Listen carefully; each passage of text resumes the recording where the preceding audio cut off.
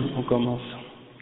إن الحمد لله نحمده ونستعينه ونستغفره ونعوذ بالله من شرور أنفسنا ومن سيئات أعمالنا من يهده الله فلا مضل له ومن يضلل فلا هادي له وأشهد أن لا إله إلا الله وحده لا شريك له وأشهد أن محمدا عبده ورسوله يا أيها الذين آمنوا اتقوا الله حق تقاته ولا تموتن إلا وأنتم مسلمون يا أيها الناس اتقوا ربكم الذي خلقكم من نفس واحدة وخلق منها زوجها وبث منهما رجالا كثيرا ونساء واتقوا الله الذي تساءلون به والأرحام إن الله كان عليكم رقيبا يا أيها الذين آمنوا اتقوا الله وقولوا قولا سديدا يصلح لكم أعمالكم ويغفر لكم ذنوبكم ومن يطع الله ورسوله فقد فاز فوزا عظيما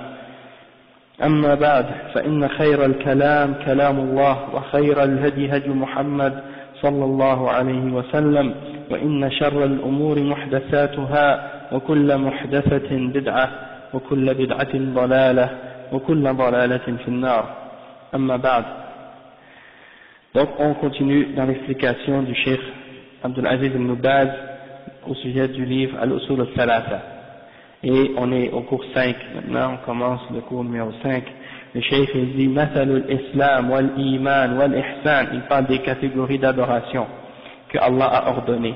Il dit وأنواع العبادة التي أمر الله بها مثل الإسلام والإيمان والإحسان ومنه الدعاء والخوف والرجاء والتوكل والرغبة والرهبة والخشوع والخشية والإنابة والاستعانة والاستعاذة والاستغاثة والذبح والنذر وغير ذلك من أنواع العبادة التي أمر الله بها كلها لله التي أمر الله بها كلها لله تعالى. Donc le cheikh il dit que parmi toutes les catégories d'adoration que Allah subhanahu wa ta'ala nous a ordonné de faire, comme par exemple l'islam, la foi, l'iman, l'ihsan, la perfection de la foi et la bonté, al-du'a, c'est l'invocation, al-khawf, la crainte, al-raja, l'espoir, al-tawakkul, de mettre confiance en Allah subhanahu wa ta'ala, al-raghba, c'est-à-dire d'avoir l'amour pour Allah subhanahu wa ta'ala, al-rahba, c'est-à-dire la crainte en Allah subhanahu wa ta'ala, al-khushu', la concentration et l'humilité, al-khashya, c'est le fait de craindre Allah subhanahu wa ta'ala avec connaissance, al-inaba, c'est-à-dire de se repentir et de retourner repentant à Allah subhanahu wa ta'ala, al-isti'ana, de chercher l'aide d'Allah subhanahu wa ta'ala, al-isti'aza, de chercher le refuge en Allah subhanahu wa ta'ala, et al-istighatha, d'appeler au secours Allah subhanahu wa ta'ala quand on a des problèmes, al-dhabh, de sacrifier un animal pour Allah subhanahu wa ta'ala, ou al-nadr, de faire des vœux pour Allah subhanahu wa ta'ala. Et toutes les autres formes d'adoration qu'Allah nous a ordonnées, elles doivent toutes être faites uniquement pour Allah subhanahu wa ta'ala. Le cheikh il explique au sujet de ce point-là, après avoir mentionné toutes les adorations que le cheikh a mentionnées, le cheikh Ibn Baz il donne un point à ce sujet-là. Il dit فَكُلُّ هَذِهِ الْعِبَادَاتِ يَجِبُ إِخْلَاصُهَا لِلَّهِ ومن صرف منها شيئا لغير الله من صنم أو شجر أو حجر أو قبر فهو مشرك بالله. Le cheikh il dit que toutes ces adorations-là que le cheikh a mentionnées, c'est obligatoire d'avoir la sincérité et la pureté dans notre adoration. Quand on adore Allah subhanahu wa ta'ala, il faut voir toutes ces formes d'adoration-là uniquement pour Allah subhanahu wa ta'ala et les faire purement et sincèrement pour Allah subhanahu wa ta'ala. Et quiconque détourne ou offre une de ces formes d'adoration-là à autre que à Allah subhanahu wa ta'ala, que ce soit une idole ou un arbre ou une pierre ou une tombe ou autre parmi les êtres créés par Allah subhanahu wa ta'ala, alors il est mushrik, c'est-à-dire il a associé avec Allah subhanahu wa ta'ala. Et puis avant la salat, il y avait un frère qui m'avait posé la question à ce sujet-là. Il m'avait demandé par exemple, si par exemple une personne a commis le shirk, il a associé avec Allah subhanahu wa ta'ala après avoir cru en l'islam, puis il a quitté l'islam en faisant le shirk. Maintenant l'obligation pour lui c'est quoi? C'est de se repentir à Allah subhanahu wa ta'ala et de revenir à l'islam. D'accord? De revenir à l'islam, c'est ça ce qui est obligatoire pour lui. Parce que le shirk, c'est, si quelqu'un meurt sur le shirk, Allah subhanahu wa ta'ala ne pardonnera pas ce péché-là. Tandis que si quelqu'un meurt sur un péché autre que le shirk, c'est-à-dire il est sur le tawhid, mais quand il meurt, il est en train de commettre un autre péché que le shirk, comme par exemple zina ou l'alcool ou d'autres péchés comme ça, s'il meurt sur ces péchés-là, Allah subhanahu wa ta'ala, il peut décider de lui faire miséricorde et de le pardonner, hein, pour d'autres actions qu'il a faites, qui ont effacé ce péché-là, ou bien pour d'autres raisons, ou bien également Allah subhanahu wa ta'ala peut choisir de le punir par sa justice et de le mettre en enfer pendant un certain nombre de temps, hein, et par la suite il sort de l'enfer et il rentre au paradis, parce que seulement les mouchriquines vont demeurer éternellement en enfer. Tous les autres qui n'ont pas commis de shirk, même s'ils rentrent en enfer un certain temps, ils ne vont pas rester éternellement en enfer. Ils vont rester un certain temps, puis ils vont sortir par la suite, aller au paradis avec les croyants, parce qu'ils n'ont pas commis le shirk.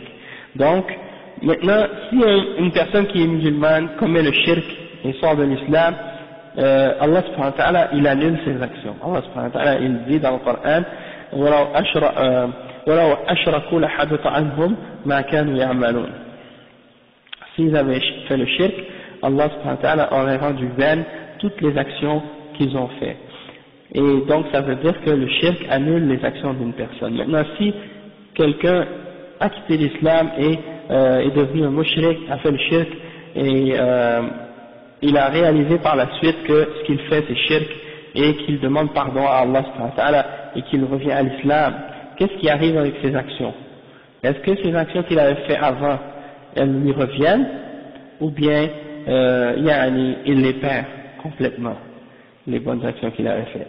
Et à ce sujet-là, le Cheikh Saleh Al-Fawzan, il a répondu à ça dans Nawaqid al-Islam, dans une question qu'on lui a posée.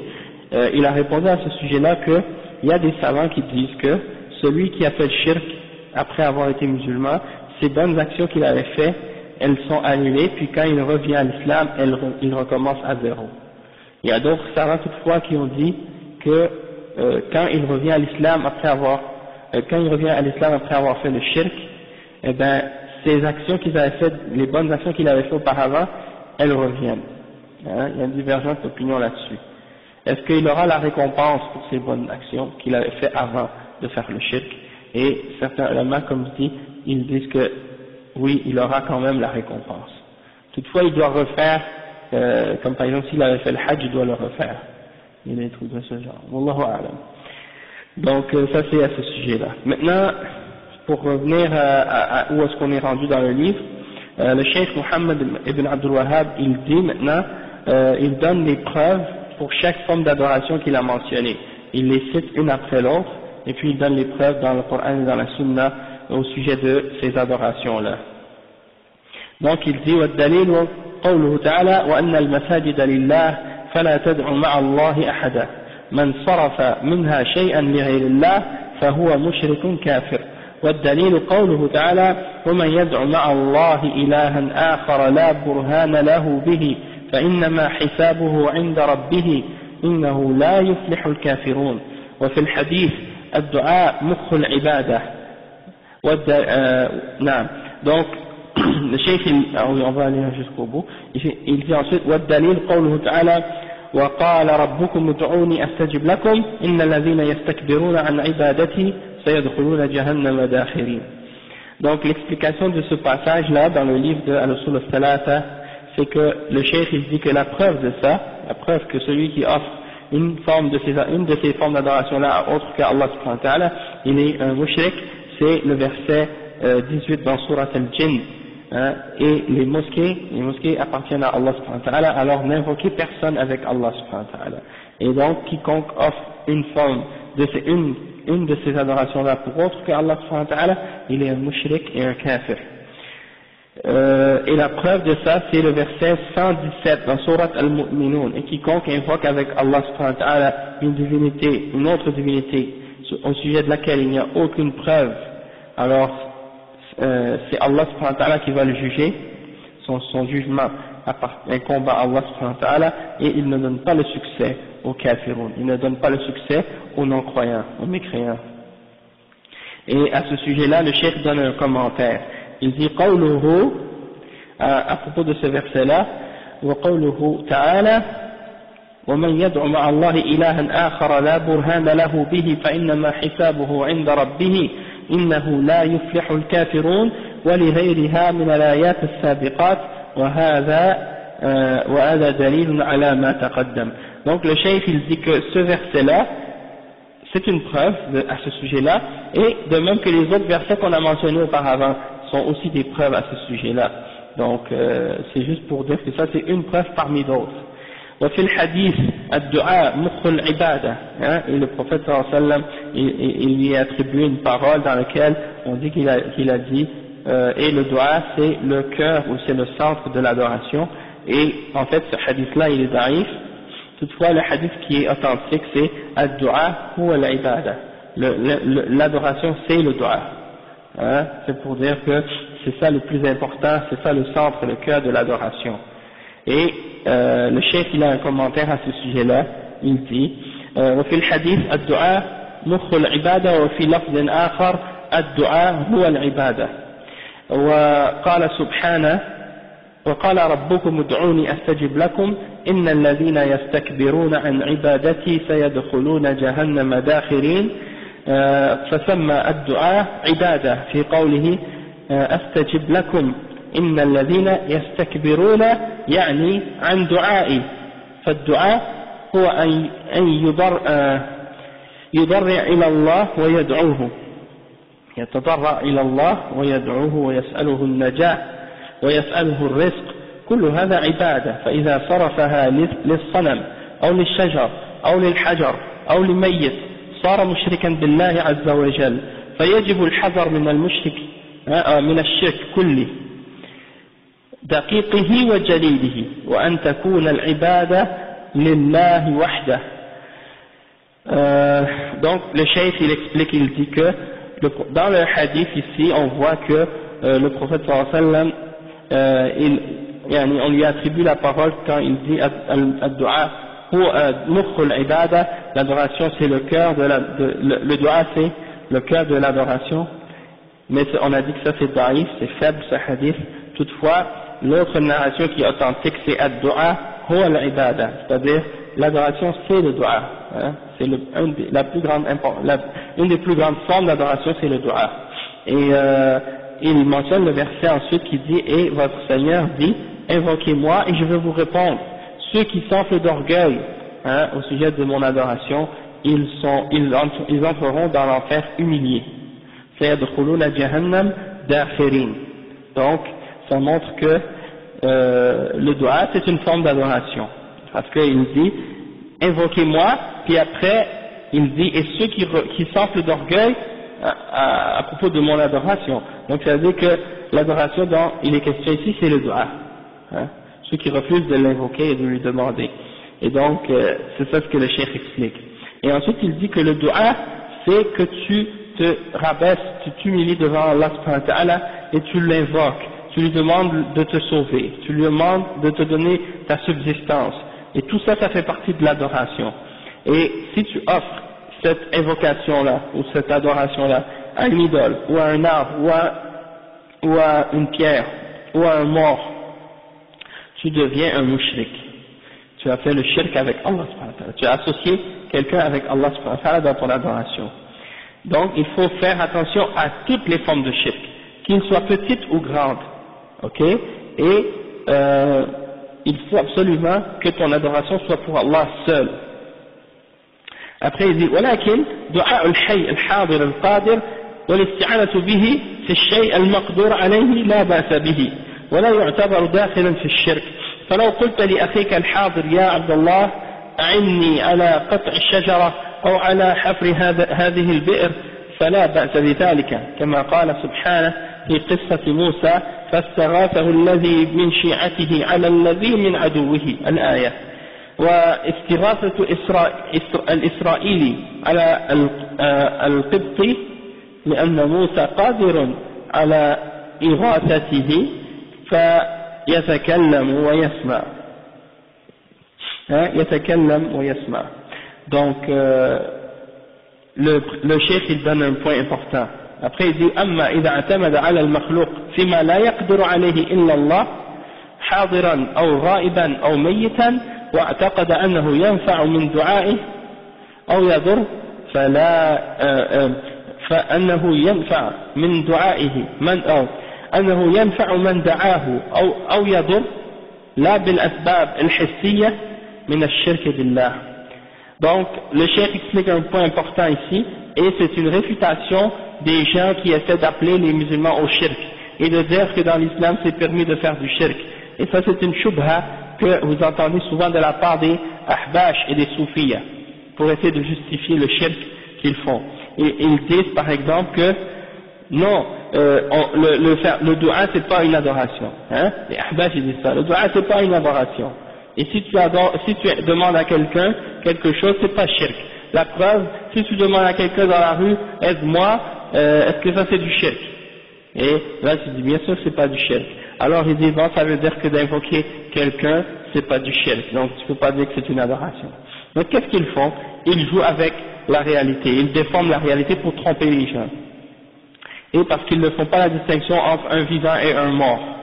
Comme si par exemple quelqu'un qui demande à un vivant qui est juste devant toi de lui venir en aide, et quelqu'un qui demande à quelqu'un qui est mort dans sa tombe depuis 2000 ans, pour eux c'est la même chose.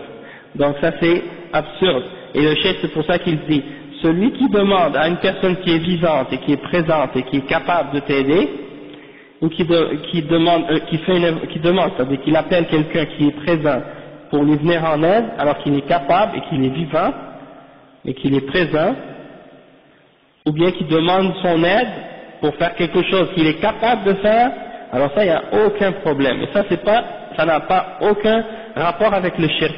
C'est pas du tout du shirk. Hein? Si par exemple, tu vois que ton frère est pas loin, puis tu l'appelles, puis tu lui dis, viens Abdullah, aide-moi à couper cet arbre, ou bien aide-moi à creuser ce puits, hein? Ou n'importe quelle autre chose que tu peux vouloir demander à quelqu'un. Il dit ça, c'est permis. Et la preuve, le verset 15 dans Surat Al-Qasas, quelqu'un a appelé Moussa à l'aide quand il avait un ennui avec un Égyptien à l'époque de Pharaon. Il a dit à Moïse de lui venir en secours. Il lui a demandé à Moïse de l'aider, de venir à son secours, et Moussa alayhi salam, il est venu et il a aidé celui qui l'a appelé contre l'autre, contre son ennemi. Donc ça c'est pas shirk, parce que la personne elle a appelé Moussa alors que Moussa était vivant et qu'il est capable de venir, il entend, hein, et donc il est capable de venir l'aider et de lui venir de venir à son secours. Donc il n'y a il y a pas d'argument pour eux dans cette chose-là, puisque ça c'est pas du tout une adoration et c'est pas du tout du shirk. Mais aujourd'hui, si quelqu'un décide de demander à l'aide Moussa alayhi salam, hein, eh ben ça c'est shirk, parce que Moussa il est mort, il est enterré, il ne peut pas te venir en aide. Donc il ne faut pas mélanger entre les choses. Et donc le cheikh il dit que, Cheikh Abdul Aziz ibn Baz il dit, rahimahullah, que si quelqu'un met sa confiance sur une créature dans ce que seul Allah est capable de faire, hein, et qui demande à une personne, qui demande à une personne qui n'est pas présente, hein, ou qui est morte, ou qui est invisible, comme un djinn ou un ange, eh bien, dans ce cas-là, il a commis un acte de shirk. S'il demande quelque chose que seul Allah est capable de lui donner, et qui demande à quelqu'un qui est absent, ou qui est invisible, ou qui est mort, il a commis un acte de shirk majeur. Hein? Il croit que celui qui invoque ces personnages-là ou ces choses-là peuvent lui venir en aide ou lui causer un tort, et que ça n'a pas rapport à sans que ce soit relié aux causes matérielles. Hein? C'est-à-dire quand tu appelles quelqu'un pour venir t'aider, ça c'est des causes matérielles. Hein? C'est-à-dire quelqu'un qui t'as besoin de mettre quelque chose de lourd dans ta voiture, hein, puis tu peux pas le soulever toute seule. Tu appelles ton ami qui est de l'autre côté de la rue, tu lui dis viens m'aider à mettre ça dans ma voiture. Ça c'est une cause matérielle, hein, c'est quelque chose de lourd, et tu as besoin de quelqu'un qui est physiquement capable de soulever cette chose-là avec toi. Ça c'est matériel, ça a rapport avec une cause et un effet. Mais quand c'est quelque chose d'invisible ou quelque chose que seul Allah peut donner, par exemple, tu demandes à quelqu'un de te faire entrer au paradis, par exemple. Tu dis à quelqu'un, même s'il est vivant, fais-moi rentrer au paradis, ou bien pardonne mes péchés. Ça tu peux pas demander à quelqu'un quelque chose comme ça. C'est seulement Allah qui peut pardonner les péchés. C'est seulement Allah qui peut te faire entrer au paradis. Et donc tu n'as pas le droit de demander de ces choses-là à autre que Allah. Si tu demandes à autre que Allah, dans ce cas-là c'est shirk. Donc et c'est pour ça qu'il me dit ça le cheikh, pour faire la distinction entre celui qui demande à quelqu'un qui est vivant et qui est présent et qui est capable, et celui qui demande à quelqu'un qui est absent, qui est invisible ou qui est mort. Il y a une différence entre les deux, et c'est la ligne qui trace entre qu'est-ce qui est shirk et qu'est-ce qui n'est pas shirk. Après le cheikh il dit وقال تعالى عنهم أنهم قالوا هؤلاء شفعاؤنا عند الله فيظنون أنهم يستطيعون بعبادتهم إياهم أن يشفعوا لهم عند الله في حصول مطالبهم أو أنهم يقربونهم إلى الله زلفى. وقال تعالى سبحانه وتعالى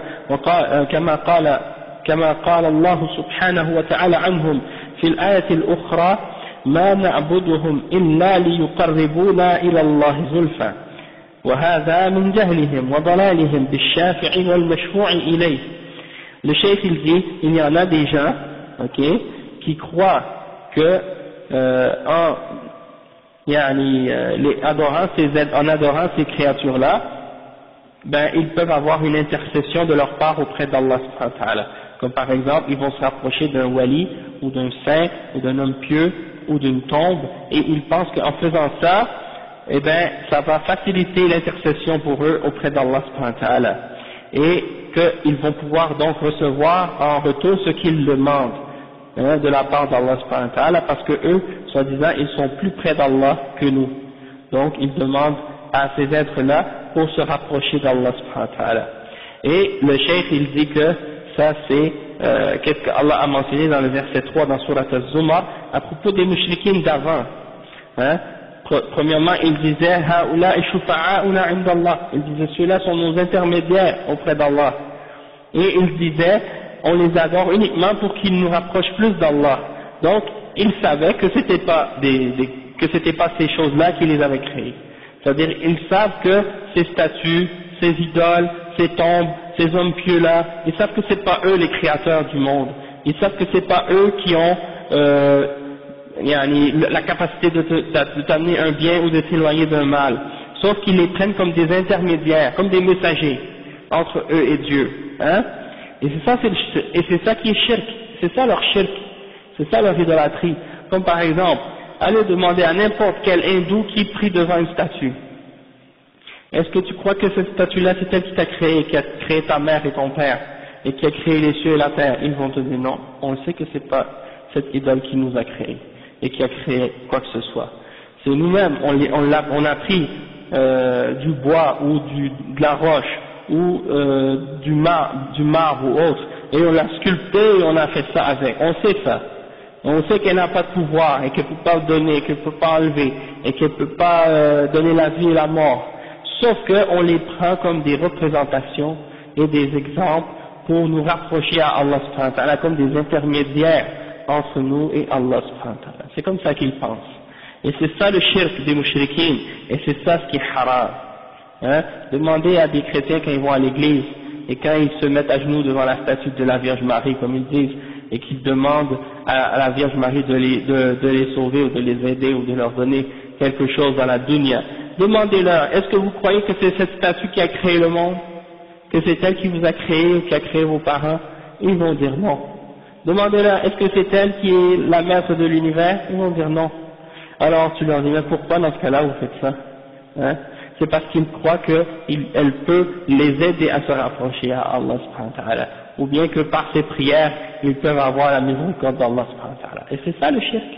C'est ça ce que Allah a interdit de faire. ni Jésus, ni Marie, ni Joseph, ni aucun prophète d'Allah, que ce soit Moussa ou Isa ou Ibrahim ou Moussa ou Nuh, n'importe quel autre messager parmi les messagers, aucun d'entre eux n'a jamais permis de faire ça. Il n'a jamais demandé aux gens de faire ça et n'a jamais pratiqué ces choses-là. Donc ça c'est l'ignorance de ces gens-là et leur égarement. Et ça, c'est ça le shirk en fait. Et le cheikh il dit que c'est quand ils font ces actes-là, quand ils cherchent l'intercession de ces êtres-là, c'est à cause de deux raisons.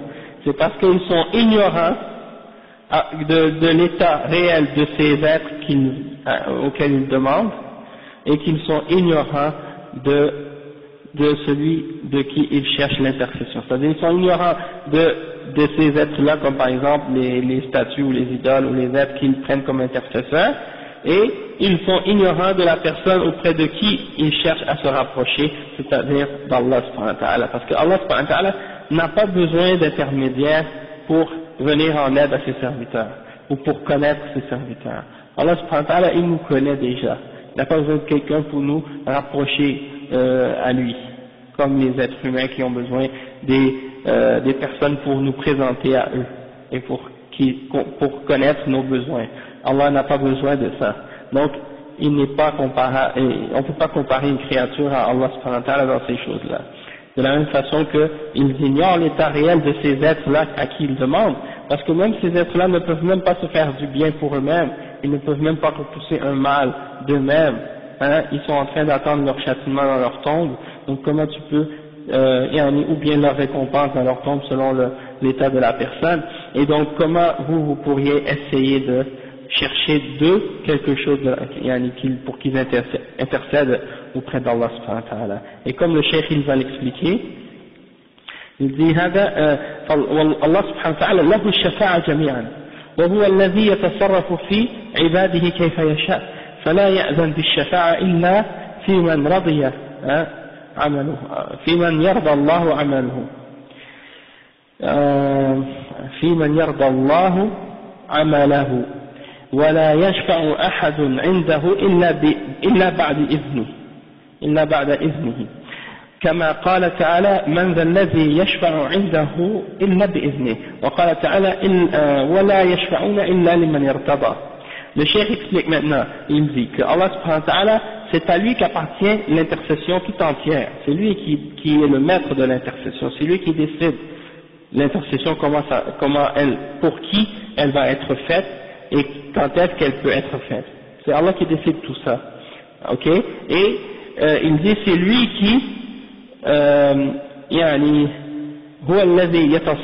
c'est lui qui contrôle ou qui régit toutes les affaires de ses serviteurs de la manière qu'il le veut.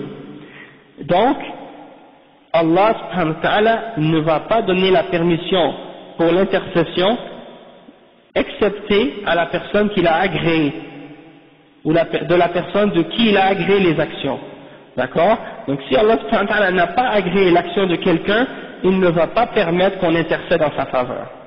C'est pas comme dans la dunya, les êtres humains, quand un intercède pour un autre. Quelqu'un peut intercéder pour n'importe qui. Et la personne peut accepter, la personne, elle accepte qu'on intercède pour qu'on vienne intercéder chez lui pour quelqu'un, peu importe l'état de cette personne, puis par la suite il refuse ou il accepte. Allah c'est pas comme ça. Allah subhanahu wa ta'ala, il n'accepte pas l'intercession qui est faite pour une personne dont il n'a pas agréé l'action. Tu vois? Donc si c'est un mushrik, Allah n'accepte pas son intercession. Et il dit وَلَا يَشْفَعُ أَحَدٌ عِنْدَهُ إِلَّا بَعْدَ إِذْنِهِ. Personne ne peut intercéder chez lui excepté après sa permission. Et il mentionne deux versets là-dessus. Le verset 255 dans Al-Baqarah, c'est Ayat al-Kursi, qui peut intercéder auprès de lui excepté avec sa permission. Et le verset 28 dans Surat Al-Anbiya, dans lequel Allah subhanahu wa ta'ala il dit, le sens de ce verset c'est et ils ne peuvent pas intercéder pour quelqu'un excepté pour celui que Allah a agréé, illa liman irtada, excepté pour celui dont Allah est satisfait. فالشفاعة لا تكون إلا بإذنه للشافع ورضاه عن المشفوع فيه وهو سبحانه لا يرضى بالشفاعة إلا لأهل التوحيد. Le cheikh il dit que la shafa'a, l'intercession, elle ne peut être faite que par sa permission pour la personne qui intercède. C'est-à-dire il faut que Allah donne la permission à quelqu'un pour lui permettre d'intercéder en premier, et il faut qu'il ait été satisfait de la personne pour qui cette personne-là intercède, et Allah subhanahu wa ta'ala n'agrée pas l'intercession excepté pour les gens du tawhid. Allah accepte uniquement l'intercession des gens qui sont sur le tawhid. Si quelqu'un est sur le shirk ou le kufr, Allah n'acceptera jamais qu'on intercède en sa faveur. كما صح عنه صلى الله عليه وسلم أنه قال لما سأله أبو هريرة قائلا من أسعد الناس بشفاعتك يا رسول الله قال من قال لا إله إلا الله خالصا من قلبه أخرجه البخاري في صحيحه. Donc le cheikh il dit que ça a été rapporté authentiquement de la part du prophète sallallahu alayhi wa sallam lorsque Abu Huraira radiyallahu anhu a dit a posé la question au prophète sallallahu alayhi wa sallam, qui sera la personne la plus heureuse de ton intercession au messager d'Allah? Eh bien le prophète sallallahu alayhi wa sallam a répondu, celui qui a dit la ilaha illallah en pleine sincérité, avec toute la sincérité dans son cœur. Il a dit uniquement par sincérité de son cœur. Donc ça c'est rapporté par Al-Bukhari dans son Sahih. Donc on continue. Le cheikh il dit ولا تكون الشفاعة إلا لمن رضي قوله وعمله من أهل التوحيد والإيمان. Il dit que l'intercession va uniquement être pour la personne que Allah a agréé et dont il a agréé les paroles et les actions, et qu'il est parmi les gens du tawhid et de la foi.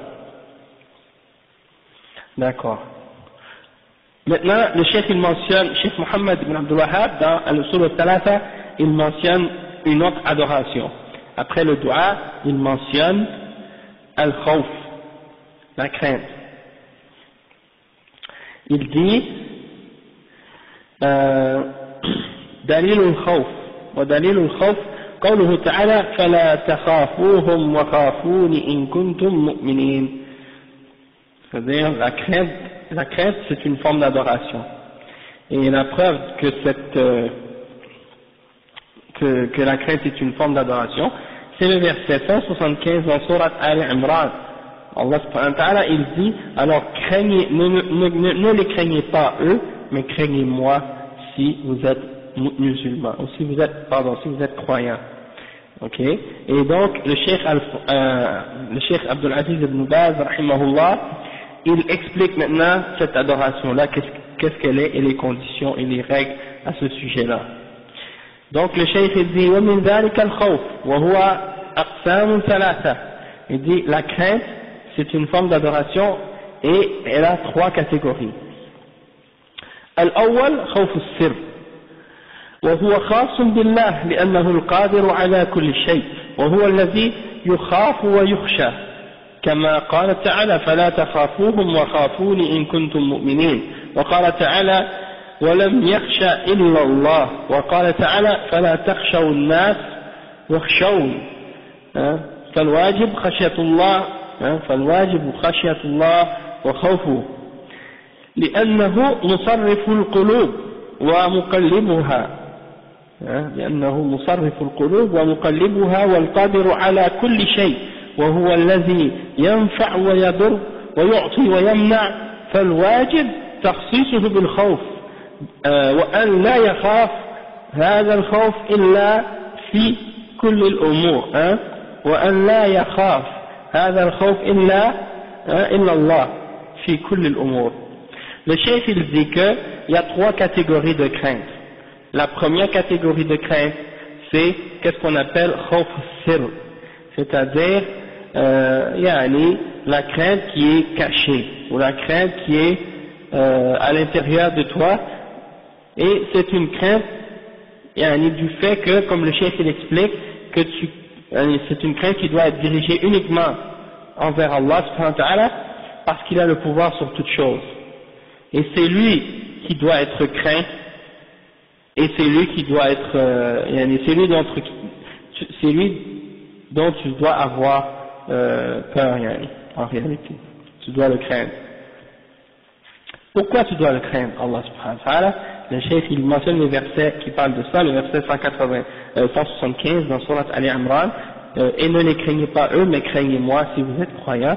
Et il dit aussi dans le verset 18 dans Surat Tawbah, et qui ne craint personne excepté Allah. C'est-à-dire les croyants, ils ne craignent personne sauf Allah subhanahu wa ta'ala. Et il y a le verset 44 dans Surat Al-Ma'idah, dans lequel Allah subhanahu wa ta'ala il dit, alors ne craignez pas les hommes, mais craignez moi. Ne craignez pas les hommes, mais craignez moi. C'est-à-dire, ne craignez pas les créatures, mais craignez Allah le Créateur. Et donc c'est obligatoire pour les gens de craindre Allah subhanahu wa ta'ala, parce que c'est lui qui contrôle les cœurs et qui les tourne. Et c'est lui qui a le pouvoir sur toute chose. Et c'est lui qui donne à quelqu'un le bien et qui peut faire qu'un mal te touche ou faire qu'un bien vienne sur toi. Donc, tu ne dois pas avoir peur de quelqu'un d'autre, puisque le bien et le mal ne viennent que d'Allah subhanahu wa ta'ala. Wa alaykum salam wa rahmatullahi wa barakatuh. Et c'est lui qui donne et c'est lui qui enlève. Et c'est lui qui, donc, doit être craint au-dessus de tout autre. Et cette crainte-là ne doit être que pour Allah subhanahu wa ta'ala dans toutes tes affaires. Le cheikh il dit ensuite, ولكن خوف السر يختص به سبحانه وهو كون الإنسان يخاف من أجل قدرة خاصة سرية ليست حسب الحس ولذلك يعتقد عباد القبور أن بعض الناس له القدرة على التصرف في الكون مع الله ويعتقدون ذلك أيضا في الأصنام والجن وغيرها وهذا هو الشرك الأكبر ويعتقد فيهم أيضا أن لهم القدرة على العطاء والمنع وزيغ القلوب وموت النفوس دون أسباب الحسية. Le cheikh il dit que donc la crainte dont on parle ici qui est khawf as-sir, elle doit être uniquement pour Allah subhanahu wa ta'ala. Et c'est le fait que il y a certains êtres humains qui craignent autre que Allah subhanahu wa ta'ala parfois, mais ils ne se basent pas sur des causes réelles, palpables. C'est des craintes en fait qui sont des craintes imaginaires, illusoires, du fait qu'ils s'imaginent que certaines choses ont le pouvoir de leur faire du mal, alors qu'en réalité ces choses-là n'ont aucun pouvoir, comme par exemple les idoles. Si tu as peur que l'idole te fasse du mal, et que tu crains l'idole, eh bien là ça veut dire que tu as fait un acte de shirk akbar, parce que l'idole n'a aucun pouvoir pour te faire du mal, d'accord? Ou bien le djinn, tu as peur du djinn, ou bien tu as peur d'une statue ou de quelque chose que les mouchriquines adorent, et tu crois que eux ils ont un pouvoir sur toi, ou qu'ils sont capables de te faire du mal. Et souvent les mouchriquines, ils essaient souvent de te faire peur par leurs idoles, que si tu appelles les gens au tawhid et que tu dis aux gens de s'écarter des idoles, eux ils viennent et ils te font peur avec ça. Ils disent fais attention, nos idoles vont te frapper, nos idoles vont faire tomber sur toi une malédiction, ou ils vont faire tomber sur toi un malheur. Tu n'as pas le droit d'avoir peur de ces idoles-là, parce qu'elles n'ont aucun pouvoir. C'est de la roche, c'est du bois, c'est des arbres, ou bien c'est des matières, ça n'a aucun pouvoir. C'est Allah qui contrôle tout. C'est Allah qui peut faire tomber sur toi un bien ou un mal. C'est pas rien en dehors c'est rien en dehors d'Allah qui peut contrôler ces choses-là. Et il y en a parmi les gens qui adorent les tombes, qui disent musulmans, qui adorent les tombes, et qui craignent que l'être qui est enterré dans la tombe leur fasse du mal. Ils disent par exemple, si tu les appelles au tawhid et tu dis aux gens cessez d'adorer les tombes et les hommes enterrés dans les tombes, ils vous répondent et ils disent faites attention parce que le wali il est dans la tombe, il t'entend et il va te frapper, il va faire tomber sur toi une malédiction ou des trucs comme ça.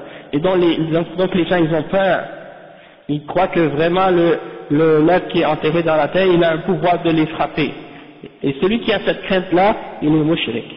il n'est pas musulman, il a commis un acte de shirk, parce qu'il a craint quelque chose qui n'a aucun pouvoir en dehors d'Allah subhanahu wa ta'ala, et qui n'a aucun pouvoir en soi-même. Donc il n'a pas le droit de craindre ces êtres-là et ces choses-là. Et donc le cheikh dit quiconque craint ou croit que ces gens-là ont le pouvoir de donner ou d'enlever ou des choses de ce genre, ou qu'ils peuvent faire un tort à quelqu'un ou un bien à quelqu'un, alors ça veut dire que leur cœur est dévié, et c'est en réalité il dit wa mawtun nufus, il dit ça c'est comme la mort des âmes, c'est comme si ces gens-là leur cœur est mort, et ils craignent des choses qui n'ont aucune cause réelle, aucun effet réel dans le monde matériel, et donc ça c'est quelque chose de shirk. Donc vous comprenez la première catégorie de khawf, al-khawf, c'est la première catégorie, c'est khawf al-sir, hein, ou bien tu crains par exemple que quelqu'un te frappe, ou quelqu'un qui a aucun problème, aucune réalité. Le cheikh il est en Australie ou je sais pas moi, au Maroc, puis toi tu as peur ici en France qu'il te frappe. Ça c'est pas normal. Tu crois qu'il a le pouvoir de venir te faire du mal jusqu'ici? Non, ça c'est pas correct. الخوف الثاني خوف الأسباب الحسية. La deuxième catégorie, c'est la crainte des effets matériels réels. On va voir qu'est-ce qu'on dit à ce sujet-là. كما قال تعالى في قصة أحد لما قيل للنبي صلى الله عليه وسلم إن المشركين قد جمعوا لكم وسيرجعون إليكم فأنزل الله في ذلك إنما ذلكم الشيطان يخوف أولياءه فلا تخافوهم وخافون إن كنتم مؤمنين. فالشيطان يخوف الناس من أوليائه ويعظمهم في صدور الناس حتى يخافوهم، والله يقول فلا تخافوهم بل اعتمدوا علي وأعدوا العدة ولا تبالوا بهم كما قال تعالى وأعدوا لهم ما استطعتم من قوة. وهذا الخوف الحسي لا بأس به، ولكن الخوف القلبي خوف السر هذا هو المنهي عنه. أما الخوف الحسي مثل أن يخاف اللص أو السارق أو العدو فيعد العدة من السلاح اللازم، كل هذا لا بد منه. ولهذا قال تعالى يا أيها الذين آمنوا خذوا حذركم، وقال سبحانه في قصة موسى لما خرج من مصر خائفا من فرعون وقومه قال فخرج منها خائفا يترقب. فإن هذا الخوف خوف حسي لا بأس به، ولكن لا يجوز خوف العدو خوفا يمنع من جهاده ونصر الحق، وإنما يحمله هذا الخوف على الإعداد للعدو وأخذ الحذر. Le cheikh explique ici que dans les choses naturelles et dans les choses matérielles, la crainte à ce sujet-là, c'est que c'est permis, c'est-à-dire c'est pas quelque chose qui est nécessairement shirk. Il faut comprendre ici. C'est pas nécessairement quelque chose qui est shirk. Le cheikh il donne un exemple, il dit à la bataille de Uhud, il y a des gens qui sont venus voir le prophète sallallahu alayhi wa sallam et qui leur ont dit les mouchriquins sont réunis, rassemblés, et ils vont revenir pour vous combattre. Alors Allah subhanahu wa ta'ala a fait descendre le verset dans lequel il dit le verset 175 dans Surat Al-Imran, c'est uniquement le shaitan qui essaie de vous faire peur par ses alliés. Alors ne les craignez pas, mais craignez-moi si vous êtes croyants. Donc le cheikh il dit que le shaitan il essaie de faire peur aux gens, il essaie de faire peur aux gens. Il essaie de faire peur aux gens par ses alliés, faire peur. Il essaie de te faire peur au sujet de ses alliés, te faire voir qu'ils sont forts, te faire voir qu'ils sont puissants, te faire voir que ses alliés, que les alliés du shaitan ont un pouvoir, qu'ils sont capables de te faire du tort physiquement. Donc il veut que tu aies peur le shaitan veut que tu aies peur de ses alliés à lui, parmi les hommes. Les gens qui s'allient au shaitan et qui aident le shaitan, eh bien, ces gens-là, le shaitan il veut que tu aies peur d'eux, pour que tu cesses d'appeler à la vérité, pour que tu cesses de pratiquer la vérité. Hein? C'est comme ici, tu vois, parfois les kuffars, ici ils vont dire par exemple, qu'ils veulent faire peur aux musulmans. Donc il y a des musulmans qui viennent par exemple des fois, et ils disent aux musulmans, faites attention, faites pas ça, parce que vous allez avoir des problèmes, le gouvernement va vous faire ci, le gouvernement va vous faire ça. Et là tu vois, il y a quelqu'un qui a peur, et il s'empêche de faire la da'wah, et il s'empêche d'appeler les gens à l'islam, parce qu'il a peur de qu'est-ce qui peut arriver par les kuffars. Ça, c'est pas permis d'avoir ce genre de crainte-là, et d'avoir peur du shaitan et de ses alliés. Hein, ça c'est pas permis. Et au contraire, le cheikh il dit dans des cas comme ça, il faut pas les craindre, mais il faut se préparer et s'endurcir, être plus fort. Comme Allah subhanahu wa ta'ala, il dit dans le verset 60, et préparez votre force. Hein, qu'est-ce que vous êtes capable de force? Et il dit également après à ce sujet-là, il dit la crainte des choses matérielles, il n'y a pas de problème là-dedans, c'est pas shirk. Qu'est-ce qui est shirk? C'est d'avoir la crainte du cœur, de croire que des choses immatérielles peuvent avoir un effet sur toi et peuvent te faire du mal. Mais la crainte des choses matérielles et réelles, ça, comme t'as peur d'un voleur, t'as peur d'un cambrioleur, t'as peur d'un ennemi, t'as peur d'un chien enragé, t'as peur d'un animal féroce, des trucs comme ça, ça c'est pas quelque chose qui a rapport avec shirk, ça c'est pas quelque chose qui te fait sortir de l'islam ou qui nuit à ta foi, ça c'est quelque chose de naturel. Et ça demande quoi? Ça demande que tu te prépares ou que tu fasses en sorte que tu sois capable de repousser cette personne qui veut te faire du mal, ou de repousser cette personne ou cette chose ou cet animal qui veut t'attaquer. Comme par exemple s'il y a un chien qui te court après, qui veut te mordre, après tu vas sauter sur une voiture, ou bien tu vas sauter sur monter quelque part élevé pour te protéger, ou bien tu vas le frapper avec un bâton, ou bien tu vas lui lancer une pierre, hein, tu vas pas rester comme ça à attendre qu'il te saute dessus. Donc c'est la même chose. Tu dois pas avoir peur puis rester comme ça. Tu dois prendre les moyens nécessaires pour te protéger. Comme il mentionne le verset 71 dans Surat An-Nisa, dans lequel Allah dit: oh vous les croyants, prenez vos gardes, hein, soyez sur vos gardes et prenez vos précautions. Et il mentionne l'exemple de Moussa alayhi salam, lorsqu'il avait aidé, lorsqu'il avait appelé à l'aide, il a frappé l'autre homme puis il l'a tué. Donc il est parti de l'Égypte et il avait peur quand il est parti, et quand il s'en allait, il surveillait partout, hein, il avait peur de se faire attraper. Donc il s'est enfui de l'Égypte pour aller ailleurs parce qu'il avait peur.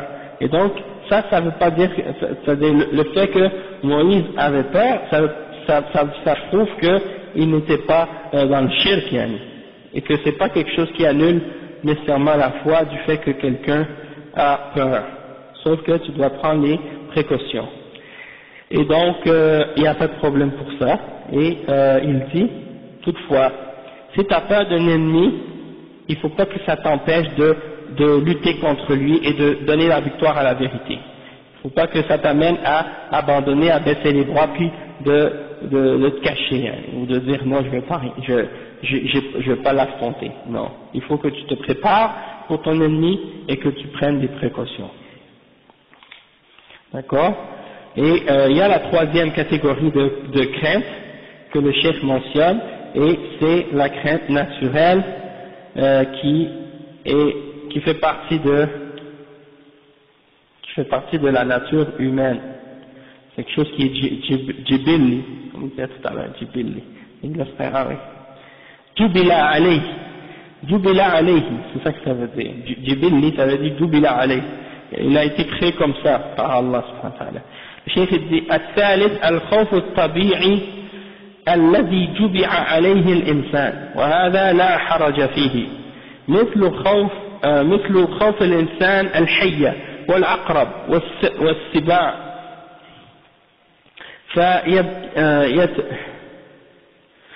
فيتباعد عنها ويقتلها ويتباعد عن مظنة السباع حتى لا يتأذى بها، وهذا أمر لا بد منه، والله جبل الناس على الخوف مما يؤذي حتى يتحرز منه، ويخاف البرد ويلبس الثياب الغليظة، ويخاف الجوع فيأكل، ويخاف العطش فيشرب. هذه أمور طبيعية لا بأس بها. Ça c'est une crainte qui est normale, naturelle, qui n'a rien à voir avec la religion. Hein? C'est comme par exemple quand tu as peur d'un serpent ou d'un... Comment ça s'appelle? Parce que l'autre exemple que j'ai donné tout à l'heure, la deuxième exemple de crainte, c'est la crainte des choses matérielles. Ça j'ai mentionné l'exemple du chien, mais ça va plus dans cet exemple-là, de la crainte naturelle. Parce que l'autre exemple, c'est plus des choses qui peuvent avoir un rapport aussi avec la religion, du fait que les ennemis, tes ennemis, ou bien des gens, par exemple, peuvent essayer de te faire peur pour t'empêcher de pratiquer ta religion. D'accord? Ça, tu ne dois pas te laisser intimider par les ennemis d'Allah à ce sujet-là. Mais la crainte naturelle, ça c'est quelque chose qui est naturel, c'est-à-dire c'est comme tu as peur d'un serpent ou d'un scorpion ou d'une bête féroce, des trucs comme ça, ou d'un chien comme j'ai dit tout à l'heure qui peut te courir après, d'accord? Si c'est une crainte naturelle, ça là, il n'y a aucun problème, ça rentre pas avec quelque chose qui détruit ou qui nuit au tawhid ou à la foi. Qu'est-ce que tu dois faire avec cette crainte-là? Tu dois t'en éloigner de la cause, c'est-à-dire t'éloigner de la bête, ou la tuer, si c'est nécessaire. T'éloigner de l'endroit où il y a les bêtes féroces, ou de l'endroit où tu pourrais te faire piquer, ou blesser, ou mordre par ces bêtes-là. Et le cheikh il dit ça c'est naturel et c'est nécessaire. On a besoin de cette crainte-là. Parce que si on n'a pas cette crainte-là, eh ben on va tomber, on va peut-être même mourir. Hein? Parce qu'on a tous besoin de cette crainte-là pour rester en vie. Allah il a mis ça en nous pour nous protéger en réalité. Hein? C'est comme par exemple quand tu as peur du froid, tu vas te mettre des vêtements chauds. Quand tu as peur de la faim, tu vas te nourrir. Quand tu as peur de la soif, tu vas boire.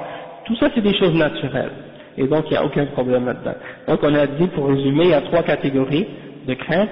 Al-khawf al-sir, khawf al-asbab al-hissiyya wa khawf al-tabi'i. Al-khawf al-tabi'i. Ça c'est les 3 catégories de crainte. Ok. Maintenant une autre adoration que le cheikh Mohammed ibn Abdul Wahhab a mentionné, Dalil al-Raja, la preuve de l'espoir, que c'est une adoration. قوله تعالى فمن كان يرجو لقاء ربه فليعمل عملا صالحا ولا يشرك بعبادة ربه أحدا. La preuve que l'espoir c'est une adoration, Allah subhanahu wa ta'ala il dit dans le Coran, et quiconque a l'espoir en la rencontre de son Seigneur alors qu'il fasse des bonnes œuvres et qu'il n'associe rien dans l'adoration de son Seigneur. Donc ça c'est une preuve que l'espoir c'est une adoration. Le cheikh il dit وهكذا الرجاء, le cheikh bin Baz il explique, il dit وهكذا الرجاء عبادة فيرجو الله ويحسن به الظن كما قال تعالى فمن كان يرجو لقاء ربه فليعمل عملا صالحا ولا يشرك بعبادة ربه أحدا. فالرغبة إليه ورجاء ما عنده عبادة له سبحانه. Donc le cheikh il dit que c'est une adoration. L'espoir d'Allah c'est une adoration. Et c'est une adoration pour Allah. Et quand tu as l'espoir en Allah subhanahu wa ta'ala, tu as des bonnes pensées par rapport à Allah subhanahu wa ta'ala. Tu sais que Allah subhanahu wa ta'ala va t'amener du bien, va te faire du bien. Donc ça c'est une adoration. Et donc parmi les choses qui ont rapport avec cette adoration-là, c'est que lorsque tu as l'espoir en Allah, qu'est-ce que ça va faire? Les conséquences de ça c'est quoi? C'est que tu vas l'aimer, et que tu vas te diriger vers lui, et que tu vas espérer en sa récompense, et tu vas l'adorer. Donc c'est une chose qui va t'inciter à l'adorer plus, et c'est pour ça que c'est important d'avoir ar-raja, d'avoir l'espoir. Et le cheikh dit وقال تعالى إنهم كانوا يسارعون في الخيرات ويدعوننا رغبا ورهبا وكانوا لنا خاشعين. À propos des prophètes, Allah subhanahu wa ta'ala, il dit ils se dépêchaient, ils se faisaient la compétition entre eux dans le bien, les prophètes, et ils nous invoquaient par amour et par crainte, et ils étaient humbles envers nous. Donc ça c'est le verset 90 dans Surat Al-Anbiya. Et donc le cheikh il dit farraghba ar-raja war-raghb al-khawf. Ah oui c'est ça. Wa kilahuma ibada. Donc il dit que ar-raghba c'est l'espoir et ar-raghba c'est la crainte. Et donc il dit que les deux sont des adorations. وعلى العبد أن يحسن ظنه بربه ويعمل بالأسباب الشرعية وإن الظن الحسن مع الأخذ بالأسباب يعود على العبد بالخير وبالرحمة وبدخول الجنة وبمغفرة الذنوب. Le cheikh il dit que donc le serviteur il doit avoir une bonne pensée à propos de son Seigneur et il doit faire prendre les bonnes causes, les causes légales permises par la charia pour arriver à son but.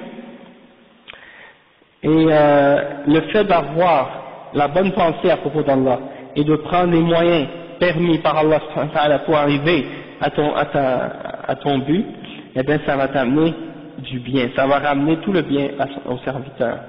Et tu dois donc mettre ta confiance en Allah subhanahu wa ta'ala pour t'écarter du mal et pour te protéger du bien et pour t'éloigner des épreuves. Ah oui, mais ça c'est, là je suis passé à l'autre, j'ai dépassé la chose. Donc le cheikh il dit donc tu dois mettre ta confiance en Allah, ton espoir en Allah subhanahu wa ta'ala et prendre les causes nécessaires pour que il y ait du bien qui vienne vers toi, que ce soit par la miséricorde, et pour entrer au paradis, et pour avoir le pardon de tes péchés, il faut que tu aies espoir en Allah et en sa miséricorde, c'est nécessaire. Si tu n'as pas d'espoir en Allah, tu vas abandonner tout, et ça c'est dangereux, parce que ceux qui perdent l'espoir en Allah subhanahu wa ta'ala, eh bien, Allah il dit à leur sujet que ce ne sont pas des croyants.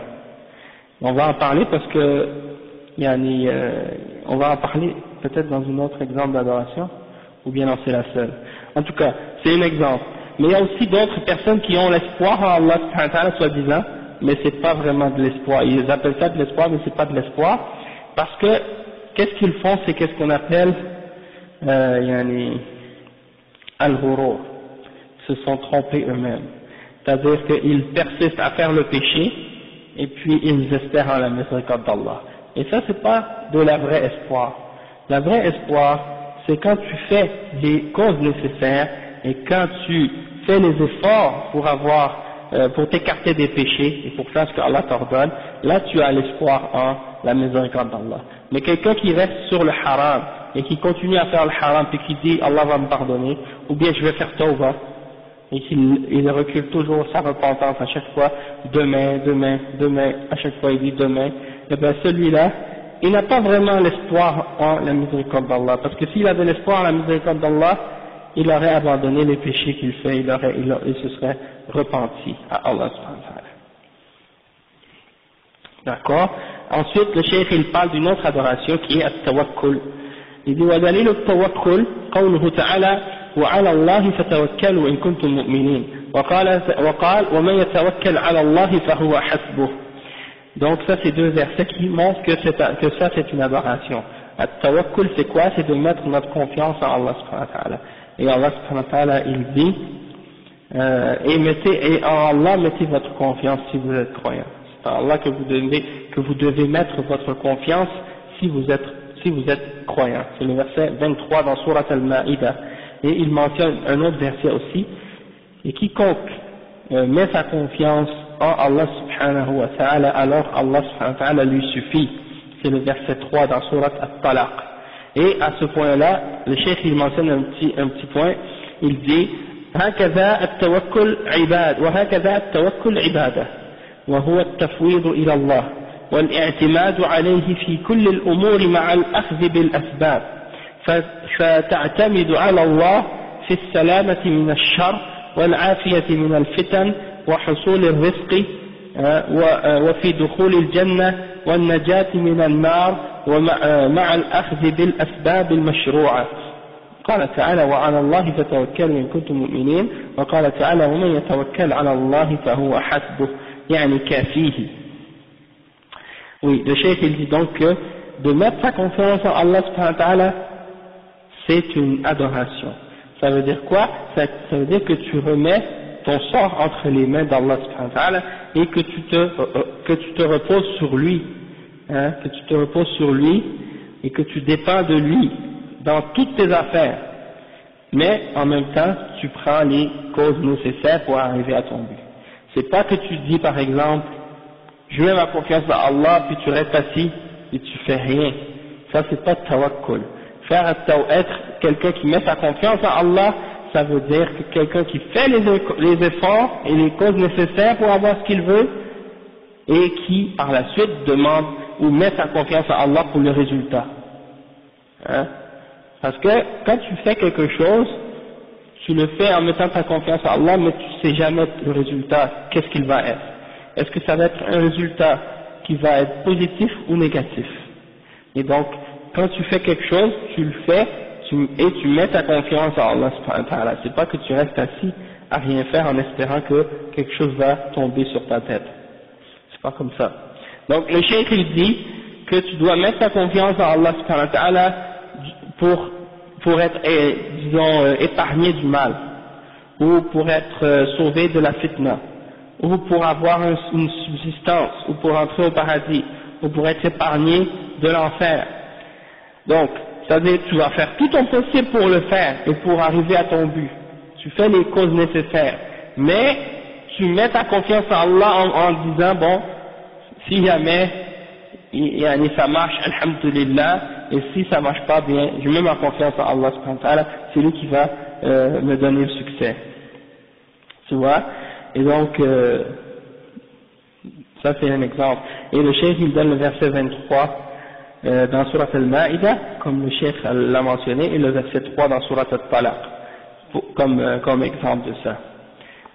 Donc, on va continuer, on va terminer deux autres petits points, puis on va s'arrêter.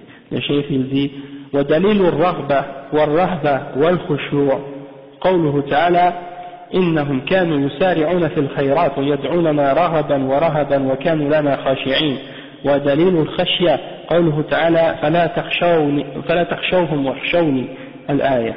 Donc le cheikh il mentionne deux autres adorations, ou bien plutôt trois adorations dans un point, puis dans l'autre c'est une autre toute seule.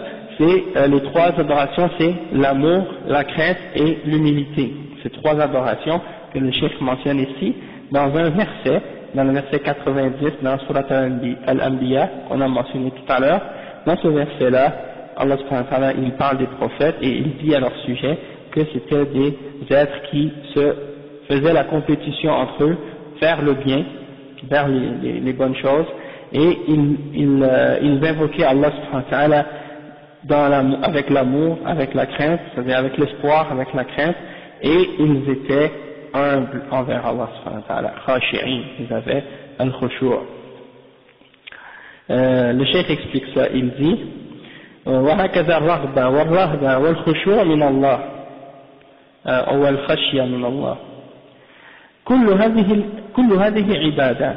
وقال تعالى عن الأنبياء والصالحين إنهم كانوا يسارعون في الخيرات ويدعوننا رغبا ورهبا وكانوا لنا خاشعين يعني خائفين يخشون الله ويخشون لعظمته أي يظلون.